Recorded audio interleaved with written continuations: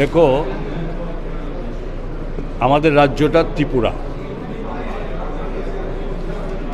আমাদের মাননীয় মুখ্যমন্ত্রী, আমাদের সরকার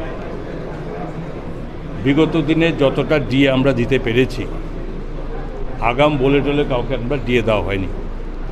আমাদের অর্থনৈতিক অবস্থানের সঙ্গে একটা মিলিয়ে আমরা যখন যেমন তখন আমরা ডিএ দেওয়ার চেষ্টা করেছি। আমাদের একটা লক্ষ্য ছিল যে সেন্ট্রাল গভর্নমেন্টের সাথে স্টেট গভর্নমেন্টের ডিএটাকে ফারাকটা কমিয়ে দেওয়া, এবং সেই কমাতে গিয়ে যখনই আমরা দিয়ে হয়তো নেক্সট আবার সেন্ট্রাল গভর্নমেন্ট দিয়ে দিচ্ছে, তার জন্য আমরা কমাতে এখন পর্যন্ত 19% আমরা ডিফারেন্স আছে, এবং সময়ের সঙ্গে সঙ্গে সেটা করার জন্য সরকারের মাননীয় মুখ্যমন্ত্রীর এটা মাথায় আছে। কিন্তু একটা কথা জেনে রাখতে হবে যে ডিএ দিতে গেলে যে টাকার প্রয়োজন, আপনারা সবাই জানেন সারা ভারতবর্ষেই সমস্ত স্টেটগুলোর সাথে যেখানে রেভিনিউ গ্যাপ ফান্ড, যেখানে বাৎসরিকভাবে আমরা 4000 crore আমরা পেতাম, 4000 কোটি টাকা আমরা পেতাম, সেই 4000 কোটি টাকা শুধু আমাদের নয়, সারা ভারতবর্ষের প্রত্যেকটা স্টেটের জন্য রেভিনিউ গ্যাপ ফান্ড তুলে দিয়েছে।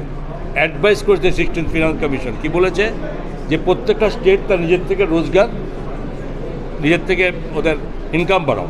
তো আমি এবার আমি আপনাদের মাধ্যমে বলতে চাই, আমাদের ইচ্ছা আছে কর্মচারীদের কম দিয়ে সরকার ভালো চলে না বা কেউ আশা করে না, কিন্তু এটাও বলতে হবে যে দিতে গেলে তার সাজেশনও আমার লাগে যে আমরা দিতে গেলে কিভাবে দেব। আমরা তো 1 টাকার রেভিনিউ আমরা কখনো আমরা ট্যাক্স বাড়াইনি, নর্মাল চলছে। গত 9 বছর, আজকে 8 বছর কমপ্লিট, 9 বছরও পড়েছে, 9 ইয়ার্স আমরা সরকার পরিচালনা করছি। এখন পর্যন্ত আমরা একটা টাকা কোথাও ট্যাক্স আমরা কারোর উপর চাপিয়ে দিইনি। তাহলে আমাদের ইনকাম কোথার থেকে আসবে, কীভাবে করব, এটা নিয়ে গভীর আলোচনা চলছে, ডিসকাশন চলছে। মাননীয় মুখ্যমন্ত্রী ভাবছেন এবং মাননীয় প্রধানমন্ত্রী থেকে শুরু করে এবং যেখানে যা বলা যায় রাজ্যের আমাদের এই অর্থনৈতিক অবস্থা আমরা তুলে ধরার চেষ্টা করেছি, এবং সেগুলো আগামী দিন দেখতে হবে, এবং সেটা দেখার পরে একটা ভাবনা আমরা চিন্তা করব।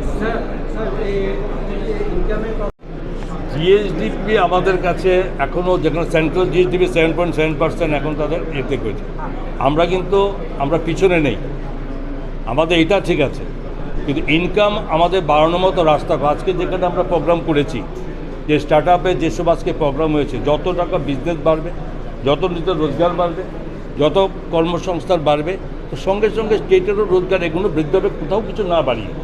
তো এখন সেটাও আমরা আপ্রাণ চেষ্টা করছি যে এদিক দিয়ে যাতে আরও সরকারের কোনো নিজস্ব আয় বাড়ে। আপনার আমার আয় বাড়া মানেই সরকারের সঙ্গে যুক্ত হবে, ওই চেষ্টা আছি।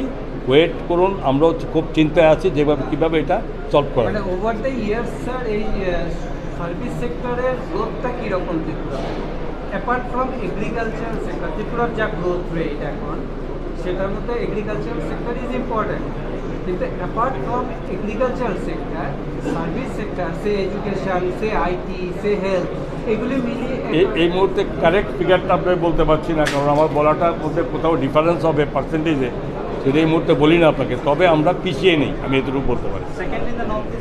হ্যাঁ, ওটা তো আমরা আছি, আমরা সেকেন্ড আছি, নর্থ ইস্টের মধ্যে আমরা সেকেন্ড পজিশন আছি, এতটুকু বলি। পার্টিকুলার পার্সেন্ট না বললাম, এই মুহূর্তে আমার মানে মুহূর্তে নেই।